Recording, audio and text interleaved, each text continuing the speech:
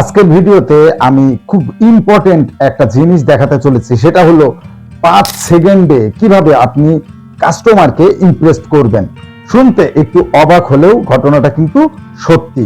কারণ একটা জিনিস মাথায় রাখতে হবে, first impression is the last impression সেলসের ক্ষেত্রে। অর্থাৎ প্রথম যে অভিব্যক্তিটা আপনার হবে সেটাই কিন্তু শেষ। প্রথমে যদি একজনকে আপনি ইমপ্রেস করতে পারেন তাহলেই কিন্তু সেখানে সেলসটা হবে, আর যদি ইমপ্রেস করতে না পারেন তাহলে কিন্তু কখনোই সেলসটা হবে না। এর কিছু রুলস আছে, এর কিছু সূত্র আছে, সেটাই আজকের ভিডিওতে দেখাবো। প্রথমত আমরা যে ভুলটা করে থাকি সেলসের ক্ষেত্রে, প্রথম যে ভুলটা হয় সেটা হলো আমরা খুব তড়িঘড়ি করি। অর্থাৎ একজন কাস্টমারের ঘরে ঢুকেই ভাইয়া কেমন আছেন কোন রকম বলা হলো, এরপরেই ভাইয়া এটাতে এই অফার আছে, ওটাতে ওই অফার আছে, এই প্রোডাক্টে এই রকম বোনাস আছে, আমরা কিন্তু সর্বোচ্চ সুবিধা দিচ্ছি, এমন বিভিন্ন ধরনের বক্তব্য আমরা দিয়ে থাকি, যেটাতে কাস্টমার খুশি না হয়ে বরঞ্চ বেশিরভাগ সময় কিন্তু বিরক্ত হয়।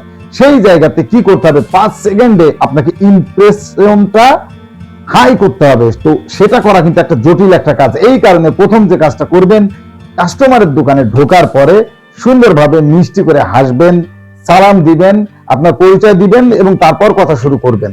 এবং এরপর যে জিনিসটা হবে, হাসি এবং চোখের কন্টাক্ট দুইটা একসাথে যখন হবে তখন কিন্তু একটা ফাটাফাটি ব্যাপার হবে। আপনি নিজে নিজে ট্রাই করবেন, তখন দেখবেন কি অবস্থা হয়।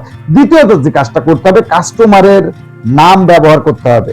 এটা সবসময় মাথায় রাখতে হবে। যেমন আপনার কাস্টমারের নাম যদি সুমন হয় তাহলে কিন্তু সবসময় বলতে হবে, সুমন ভাই কেমন আছেন, সুমন ভাই আপনার জামাটা তো খুব সুন্দর লাগছে। অর্থাৎ তৃতীয়ত তার কিন্তু কমপ্লিমেন্ট দিতে হবে, যেটা একেবারে বাস্তব ধর্মী সেটাই দিতে হবে। যদি দেখেন সে একটা সুন্দর পরিষ্কার পরিচ্ছন্ন শার্ট পরে এসেছে, তাহলে এটা বলতে পারেন যে সুমন ভাই আপনাকে তো খুব চমৎকার লাগছে এই শার্টটাতে। এই যে কথোপকথন, এতে করে কি হবে, কাস্টমার কিন্তু আপনার প্রতি দৃষ্টি দেবে এবং কাস্টমারের আপনার প্রতি একটা ভালো লাগা তৈরি হবে।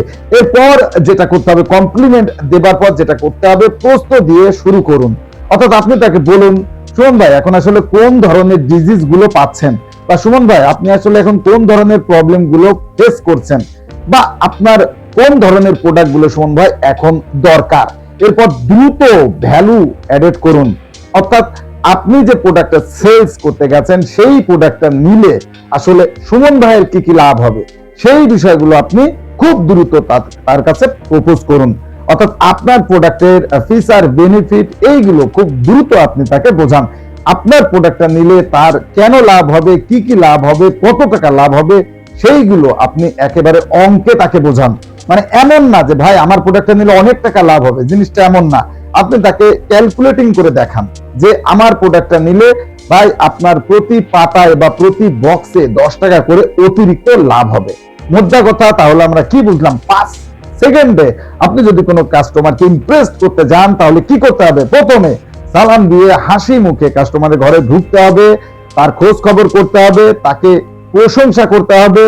এরপর তার প্রবলেম আছে কিনা কোনো কিছু সেটা সম্পর্কে জানতে হবে।